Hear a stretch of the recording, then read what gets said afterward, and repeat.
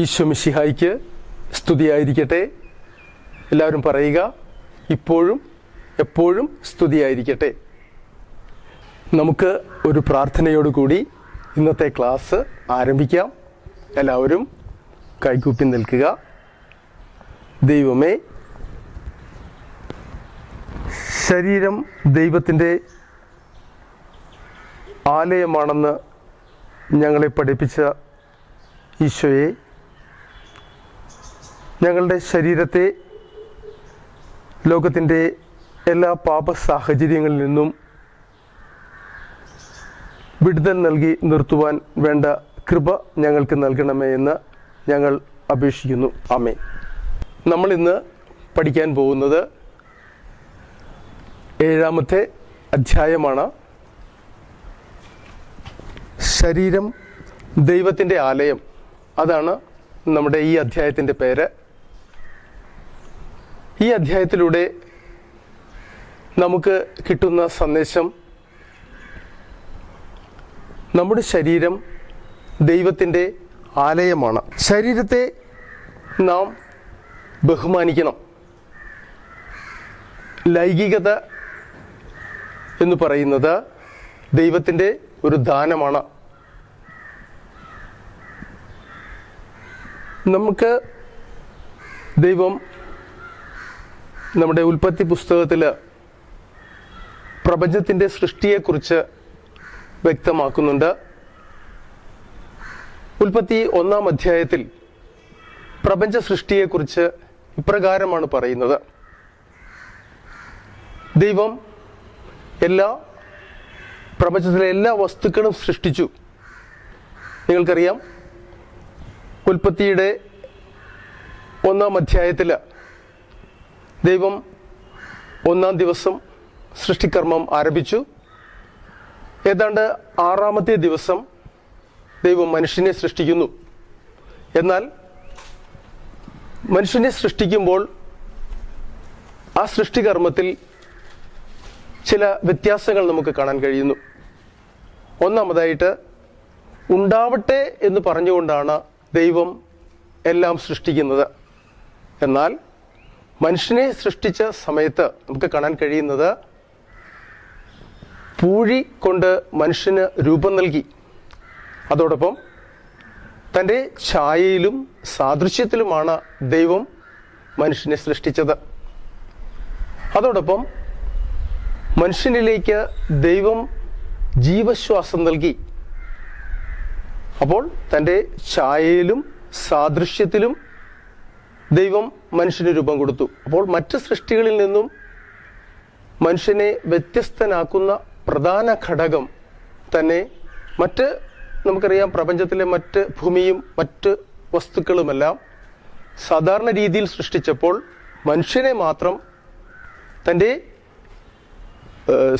ഛായയിലും സാദൃശ്യത്തിൽ സൃഷ്ടിച്ചു. നമുക്കറിയാം, ഛായയും സാദൃശ്യവും എന്താണ്. ഛായ, നമ്മൾ സാധാരണ ഒരു കണ്ണാടിയിൽ നോക്കിയാൽ നമ്മുടെ പ്രതിരൂപം നമുക്ക് കാണാൻ കഴിയുന്നു. അപ്പോൾ അതിൽ നിന്ന് ഒരു കാര്യം നമുക്ക് വ്യക്തമാകുന്നു. അതായത്, ദൈവത്തിൻ്റെ ഛായയാണ് മനുഷ്യന് ദൈവം നൽകിയിരിക്കുന്നത്. അപ്പോൾ ആ ഛായയിൽ നിന്നും നമുക്ക് ഒരാളെ, നമ്മുടെ സഹോദരനെ ആയാലും നമ്മുടെ കൂടെയുള്ളവരെ ആയാലും നമുക്ക് നമ്മുടെ ആ ഛായ, ദൈവത്തിൻ്റെ ഛായ നമുക്ക് അവരിൽ ദർശിക്കുവാനായിട്ട് കഴിയുന്നു എന്നുള്ളതാണ് ഒരു പ്രത്യേകത. മറ്റൊന്ന്, തൻ്റെ ജീവശ്വാസം നമുക്ക് ദൈവം നൽകുകയുണ്ടായി. ജീവശ്വാസം നൽകിക്കൊണ്ടാണ് ദൈവം മനുഷ്യനെ സൃഷ്ടിച്ചത്. മറ്റൊന്ന്, ദൈവം സൃഷ്ടിച്ച മറ്റ് പ്രപഞ്ചത്തിലെയും അതോടൊപ്പം തന്നെ മറ്റു ചരാചരങ്ങളുടെയും മേൽ മനുഷ്യന് ആധിപത്യം നൽകുകയുണ്ടായി. എല്ലാ വസ്തുക്കളുടെയും മേൽ ആധിപത്യം നൽകുകയുണ്ടായി. അപ്പോൾ അങ്ങനെ സൃഷ്ടിയുടെ മകുടമായിട്ട് മനുഷ്യനെ ദൈവം മാറ്റി എന്നുള്ളതാണ് മനുഷ്യ സൃഷ്ടിയുടെ ഏറ്റവും വലിയ സവിശേഷത. വിശുദ്ധ പൗലോസ്ലീഹ കൊറിന്ത്യർക്കാർക്ക് എഴുതിയ 1-ാം ലേഖനത്തിൻ്റെ 3-ാമത്തെ അധ്യായത്തിൽ 16 മുതൽ 17 വരെയുള്ള വാക്യങ്ങളിൽ നമ്മെ ഇപ്രകാരം പഠിപ്പിക്കുന്നു. നിങ്ങൾ ദൈവത്തിൻ്റെ ആലയമാണെന്നും ദൈവാത്മാവ് നിങ്ങളിൽ വസിക്കുന്നുവെന്നും നിങ്ങൾ അറിയുന്നില്ലേ? ദൈവത്തിൻ്റെ ആലയം പരിശുദ്ധമാണ്. ആ ആലയം നിങ്ങൾ തന്നെയാണ്. ഈ വാക്കുകളിലൂടെ വിശുദ്ധ പൗലോസ് ശ്ലീഹ നമ്മളെ പഠിപ്പിക്കുക എന്താണ്? നമ്മളിൽ വസിക്കുന്ന ദൈവത്തെക്കുറിച്ചാണ്. ആ ദൈവാത്മാവ് കുടികൊള്ളുന്ന നമ്മുടെ ശരീരങ്ങളെ നാം ബഹുമാനിക്കണം. ആ ശരീരത്തിൽ ഉണ്ടാകുന്ന തിന്മകൾ ദൈവത്തിനെതിരായുള്ള തിന്മകളാണെന്ന് നാം മനസ്സിലാക്കണം. ദൈവ സാന്നിധ്യത്താൽ വിശുദ്ധമാണ് നമ്മുടെ ഓരോരുത്തരുടെയും ശരീരങ്ങൾ. ശരീരത്തിൽ വസിക്കുന്ന ദൈവ സാന്നിധ്യത്തെക്കുറിച്ച് നാം ബോധ്യമുള്ളവരായിരിക്കണം. സൃഷ്ടിക്കപ്പെട്ട മനുഷ്യൻ്റെ ഉള്ളിൽ ദൈവാത്മാവ് വസിക്കുന്നുവെന്ന് നമുക്കറിയാം. ഈ ദൈവാത്മാവ് നഷ്ടപ്പെടുന്ന പ്രതിഭാസമാണ്, അല്ലെങ്കിൽ നഷ്ടപ്പെടുന്ന ഒരു സാഹചര്യമാണ് നമ്മുടെ പ്രമാണത്തിൽ 6-ന്റെ ലംഘനം. വ്യഭിചാരം ചെയ്യരുത് എന്ന് 6-ാം പ്രമാണത്തിലൂടെ ദൈവം നമ്മോട് ആവശ്യപ്പെടുന്നു.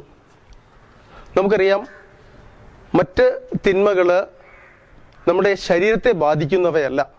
എന്നാൽ വ്യഭിചാരം നമ്മുടെ ശരീരത്തെ ബാധിക്കുന്ന തിന്മയാണ്.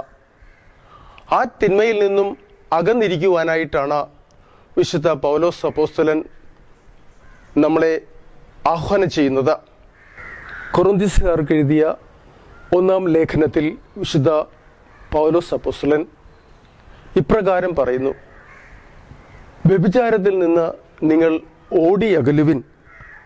കാരണം വ്യഭിചാരം ചെയ്യുന്നവനാകട്ടെ സ്വന്തം ശരീരത്തിനെതിരായിട്ടാണ് പാപം ചെയ്യുന്നത്. വിശുദ്ധ കൊറിന്ത്യൻകാർക്ക് എഴുതിയ ലേഖനം, വിശുദ്ധ പൗലോസ് ശ്ലീഹായുടെ കൊറിന്ത്യൻകാർക്ക് എഴുതിയ 1-ാം ലേഖനത്തിൽ 6-ാം അധ്യായത്തിലെ 18-ാം തിരുവചനമാണിത്. ഈ തിരുവചനത്തിലൂടെ നമ്മുടെ ദൈവം ആവശ്യപ്പെടുന്നത് വ്യഭിചാരത്തിൽ നിന്നും ഓടിയകലുവാനായിട്ടാണ്. അപ്പോൾ നമുക്ക് ദൈവം നൽകിയിരിക്കുന്ന വലിയ ഒരു ദാനമാണ് ലൈംഗികത എന്നത്. ദൈവത്തിൻ്റെ ഛായയിലും സാദൃശ്യത്തിലും സൃഷ്ടിച്ച മനുഷ്യൻ ദൈവത്തിൻ്റെ സൃഷ്ടിയുടെ മകുടമാണ്. ആ സൃഷ്ടിയുടെ മകുടമായ മനുഷ്യൻ്റെ ഏറ്റവും വലിയ കർത്തവ്യമാണ്, അല്ലെങ്കിൽ ഏറ്റവും വലിയ ചുമതലയാണ് പാപത്തിൽ അകപ്പെടാതെ ആ ശരീരത്തെ സംരക്ഷിക്കുക എന്നുള്ളത്. ആ വലിയ ഉത്തരവാദിത്വമാണ് ദൈവം നമുക്ക് നൽകിയിരിക്കുന്നത്. ആ ഉത്തരവാദിത്വം നിർവഹിക്കുവാനായിട്ട് നമുക്ക് പരിശ്രമിക്കാം. അതിന് നമുക്ക് സഹായകമാകുന്ന ധാരാളം ഘടകങ്ങളുണ്ട്. നമുക്ക് ഇത്രയും പഠിച്ച കാര്യങ്ങളിൽ നിന്ന്